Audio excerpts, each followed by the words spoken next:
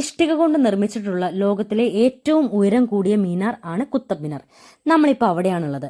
1199 കുത്തബ്ദീൻ ഐബക് ആണ് ഇതിന്റെ ആദ്യത്തെ നില പണി കഴിപ്പിച്ചത്. പിന്നെ അദ്ദേഹത്തിന്റെ മരണശേഷം ഏകദേശം 1229 അദ്ദേഹത്തിന്റെ മരുമകനായിരുന്ന സുൽത്താൻ ഇൽത്തുമിഷ് ആണ് ബാക്കി 4 നിലകളുടെ പണിയും പൂർത്തീകരിച്ചത്.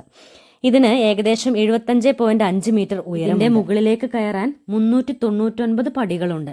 ഏകദേശം 796 കൊല്ലം പഴക്കമുണ്ട് നമ്മുടെ ഈ കുത്തബ് മിനാറിന്. ഇന്ത്യൻ വാസ്തുകല ഇവിടുത്തെ ഓരോ തൂണുകളിലും നമുക്ക് പ്രകടമാകുന്നുണ്ട്.